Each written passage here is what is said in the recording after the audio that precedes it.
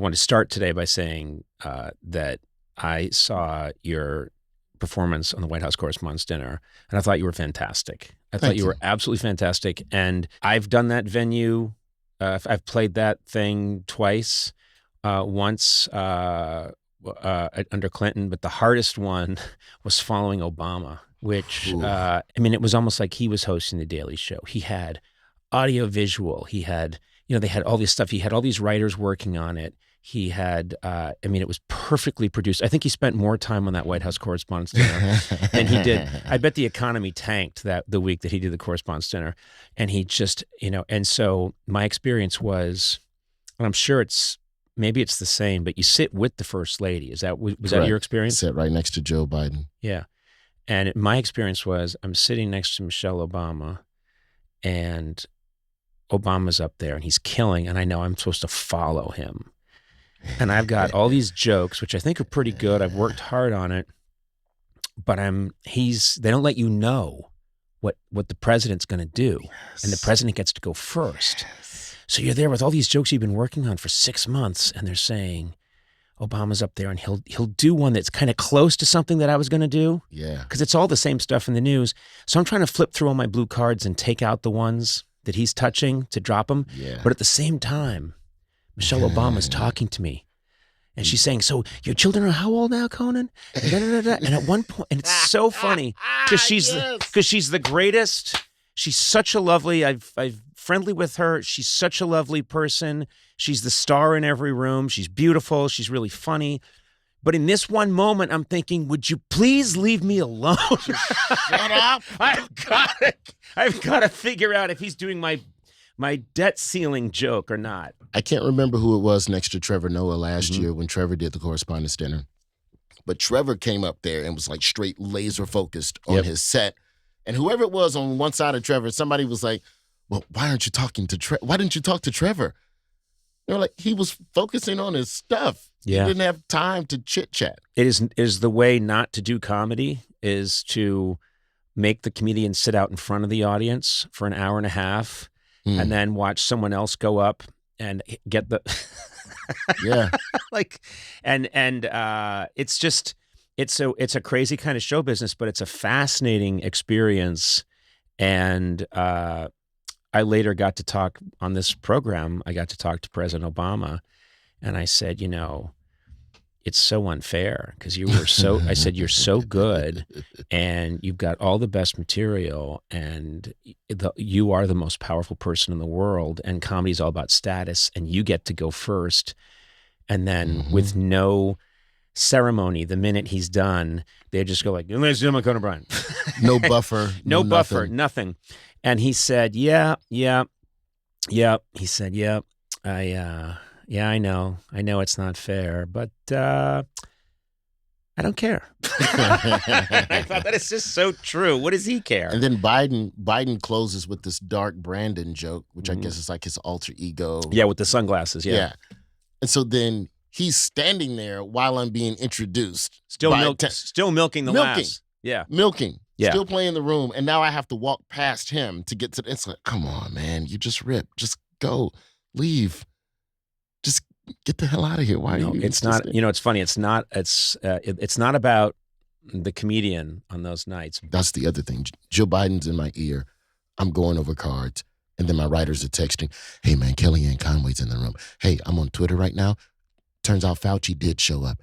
If you have a Fauci joke, maybe you should add a Fauci joke." And then they're just ganging jokes in the WhatsApp thread, and I'm like, guys, everyone, please shut the fuck up. I can't. Yes. Focus. Yeah. But thanks for that information. Bill Barr's here. Oh, okay, cool. Oh, Caitlyn Jenner's here. Okay, cool. And it's a lot, but it's just trying to figure out at that point where to add a joke. I would say that's when the set for me was like, okay, these are the jokes. Yes. Fauci, all right, maybe. And then Biden goes up. Biden stepped on, I had a Rupert Murdoch Fox News joke that I just threw out altogether because Biden's was funnier. Yep. And I could do mine, but it's not gonna, why even bother? And then his Tucker Carlson and Don Lemon stuff hit so hard that I reordered. Yep. I changed the batting order to create more space between those two topics for me. I was doing the same thing. Like this joke comes out. okay, Obama just hit that. This joke comes out.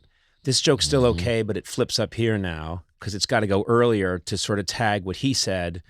And you're doing all that while the most important woman in the country is chatting you up about, what college do you think your daughter might be interested in? we talked about Alabama and the South and barbecue, and I was nervous in a weird way because like my first inclination when I spoke with her was just to go, "Don't worry, you're safe." Yeah. Like, are you just gaming me to find out what I'm going to say about you? Sure. Yeah, exactly. Because there's a lot of that shit the week of. Get DMs from people at particular news organizations. Hey, man, how you been? You ready for Saturday? I know what you're trying to do. You're trying to butter me up. Yeah. So I don't go after you. Yeah. So, no, she was very nice, but we're not talking policy and how to solve immigration. Right. It's just, Alabama barbecue tastes different from Carolina barbecue. Yes, you're right, it does.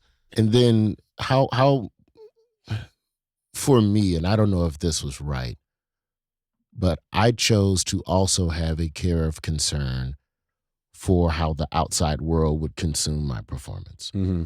Because everyone goes, it's a corporate, treat it like a corporate gig for an auto manufacturer company. You're just going to do your car jokes, car industry jokes, and they're going to like them. But I'm like, yeah, but there's people that are going to watch this later, and I kind of want to have a joke that they kind of would relate to. So how do we balance the two? And so then it just became how to use pop culture in there as kind of the glue. Like for as long as you hear a word of a thing that you recognize and you're familiar with. Yeah. Like the joke at the top about the Fox News. I'm not going to do any jokes about Dominion because Dominion will come after you. Matter of fact, Dominion is my favorite voting machine. If you want the truth, have Dominion in the booth. Yeah. Such a great joke. Yeah. So then the tag was, if there's people, there's the original joke was, if there's two people you don't want to see in court, it's Dominion and Cardi B. Yeah. Either you know the Cardi B 4 million defamation suit story or you don't. Yeah. And then one of my writers, I got to give credit to Lily Blumpkin, she's over at The Daily Show. Lily goes, also Gwyneth Paltrow. Yes. And I go, because I don't swim in that world. But guess what? Which is smart, and credit to your writer that and you for seeing that or that resonating with you is, okay, now you've let everybody into the tent.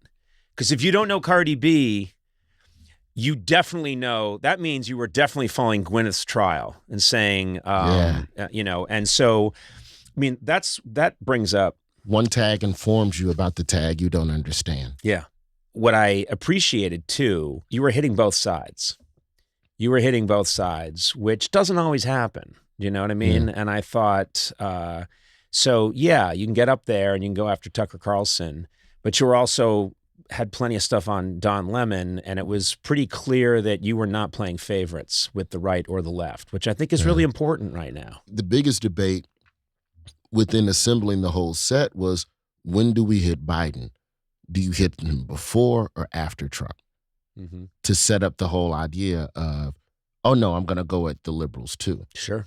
But if you go at Biden too soon, you lose the whole room. Yep. Because you haven't earned their trust with any joke. It's like, so what do you do? Yeah. So we stacked the set with what I like to call soft targets first, that I feel like everybody in the room would be okay with. So Fox News, Tucker, Santos, Don Lemon, right, and then Trump a little bit, but not too much Trump as to not make it think that this whole thing is about Trump. Yep. Then you go into everybody else. I think you had this great joke about, France is burning to the ground because people do not want to work an extra 2 years. They want to retire at 62, not 64. And they're literally burning Paris. And he said, and then we have a guy here who's 81 or 80 and is begging us to get to work for 4 more years. And to me, that was, I was laughing really hard, but it's also so fun to see Biden has to laugh, and it's also a really funny joke. It's a really funny joke that you can relate to. And it's not, But I thought what was really smart is the first thing you did when you got up to the podium, because you got to get them early. First thing you do when you got up to the podium is you said, I think you left some documents up here. Yeah. First joke. And it's just silly, because it's so silly that he accidentally left some top secret documents at the podium. And they cut to him and he laughs, and it's like, to me, that's great, because you broke the ice, and it's such a silly joke. Like, you know what I mean? Yeah. It's silly that he gets up on the podium and leaves some top secret documents. I was howling at that. It was great to have right away.